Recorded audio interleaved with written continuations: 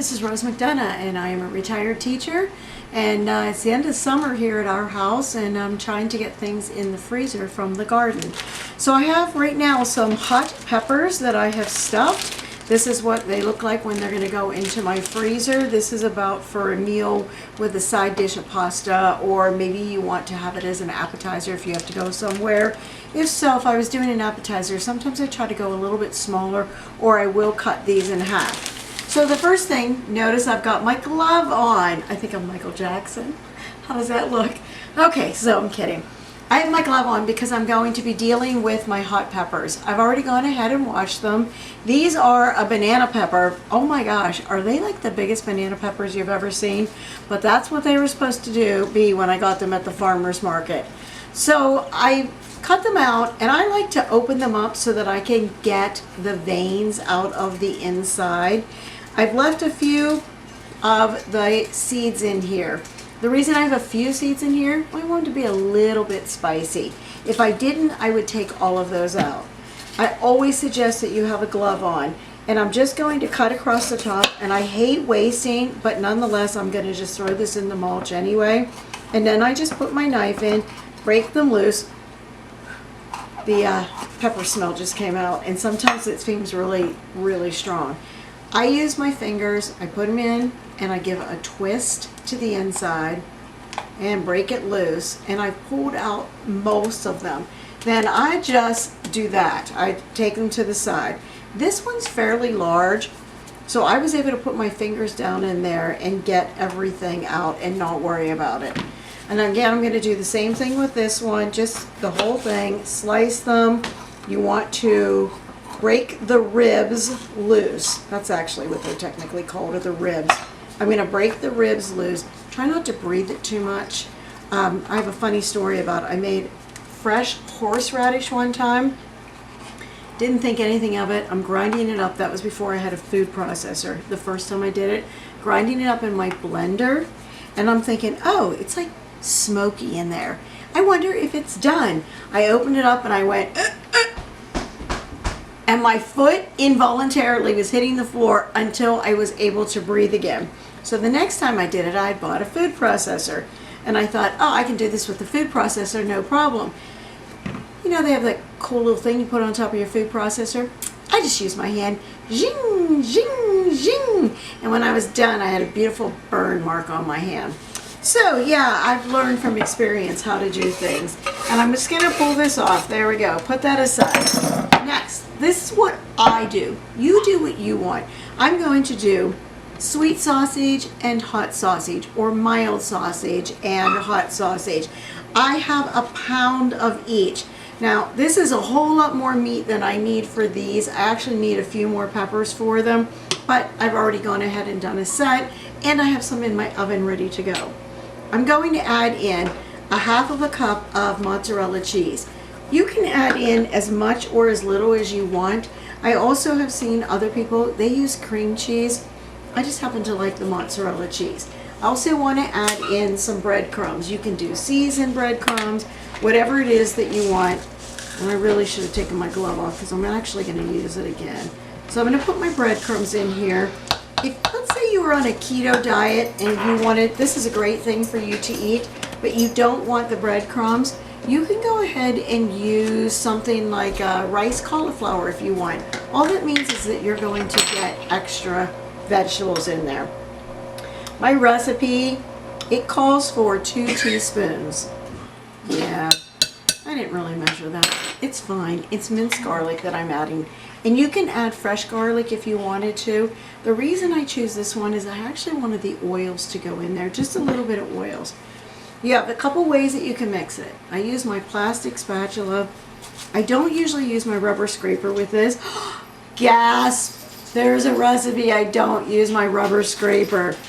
I just don't, because the sausage is so thick. I need to be a little bit, something with a little bit more oomph, and my plastic one works better. I try to mix it up a little bit this way, and then there are times when I just can't take it anymore. And I've told you before, I don't like to touch raw meat, so I would just use my hand, and I go in with my glove and I start mixing it up. And you know what's crazy? I I don't mind so much when I'm using this. So I'll mix that whole thing up. Once I get this all mixed up, that's again when I start stuffing them. I don't actually keep a glove on when I'm stuffing them. I usually just take a chunk of meat and start adding it to them. This is so easy to do. If you have a Saturday or a Friday night or whatever, you've gone to the farmer's market, unless you grow them yourself, and you have bought some peppers, you can just knock out a lot of these in a very short amount of time. I think the hardest part is actually mixing this up. Really, it's so easy to do, and you can put them in the freezer. Or you can bake them. So I want to go back to baking them because I want to pull out and show you what I've done. So to bake them, I take a little bit of sauce and I coat the bottom. Coating the bottom of a baking sheet does not mean you pour this much in. It's just enough so that your peppers or whatever else you're putting in there, if you're doing stuffed shells, so that they're not sticky. That's all you want it to be. So I've coated a little bit of there.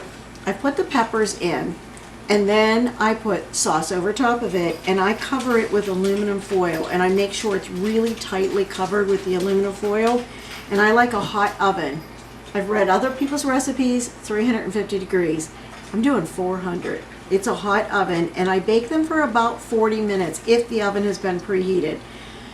If it hasn't been preheated, well, maybe it's 50 minutes that I put them in because I toss them in as it's preheating. Either way, this is the time I use the meat thermometer. I always use my thermometer when I'm doing fish. I always use it with pork because, well, it just wigs me out a little bit, so that's why I prefer to use that.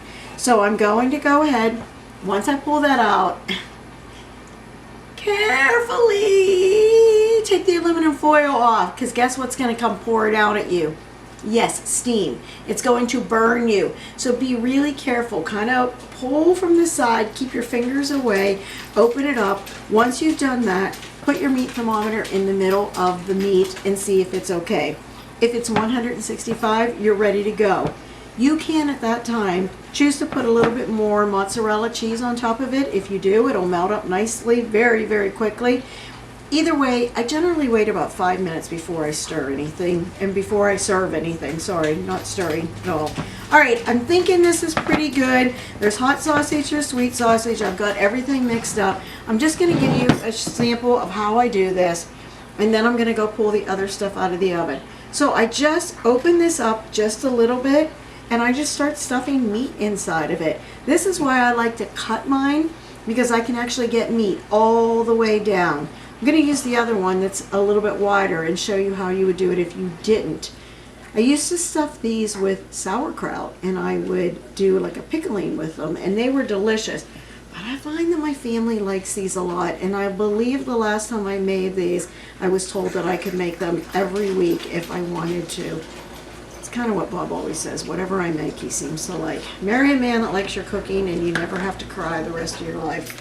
All right, so this one is a little bit wider, and I can just take some meat and I just start stuffing it down in here. Again, I have my glove on, so I'm going to finish using it. I like to push down and get, oh, it's so weird, and get rid of the air bubbles so that I can get it a little bit further down and fill it with meat. But I feel like I work harder when they're not stuck, I broke it open anyway.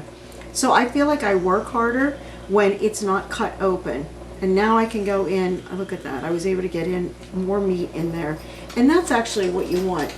Again, if you're into a keto diet, this is something you're absolutely going to enjoy because it's so much meat. That's a whole lot of sausage that you're going to get, but it's a lot of meat, and you can do it without doing any breadcrumbs into it. Putting this aside, that's it. I'm going to pull the other one out of the oven. You don't need to watch me stuff all these, that's silly.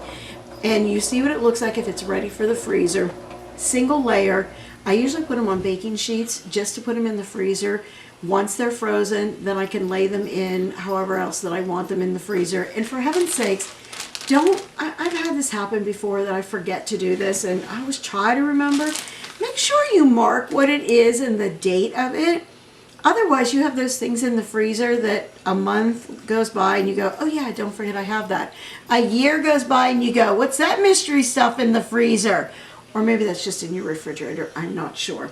All right, give me 1 second. I'm going to pull this glove off, and I'm going to go ahead and get the other part out of the oven so you can see what it looks like. And so the last part of it is, I'm pulling it out of the oven.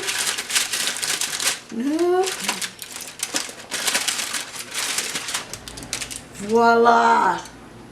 Does that not look like something that you would love to eat for dinner tonight? You can do some pasta on the side, or you can just have these. It's completely up to you what you're going to do. The last time I made them, I made a vegetable lasagna, and then this was our meat dish that we had on the side. I'll have the recipe. You choose to do. You try it. Try it with mozzarella cheese. Try it with some other kind of cheese. Try it with no cheese. Put cream cheese into it.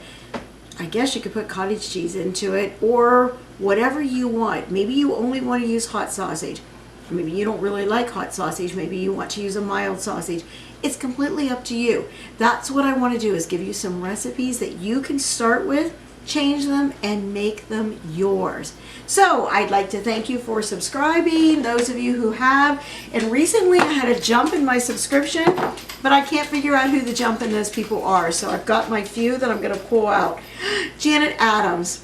Janet is always a faithful person for me and supports me, and I appreciate Jan so much, everything that you've done for me. One of these days maybe I will do your mom's recipe, which we all know we love to have that Texas sheet cake. Oh, and Maggie Harden. Just recently saw Maggie Harden in the store. She's a college student and said, can you do some recipes that are one pot cooking that I can do in my dorm room? So look forward to having some more recipes coming up. I'll look into that and see what I can do. And please think about whether you want to do these hot peppers, because they are delicious. And if you don't like hot, make sure you get the mild peppers. Thank you so much. Like, subscribe, ring the bell, do whatever it is, and share with your friends, and leave me some comments so I know what else you would like to have done. Have a good afternoon. Bye.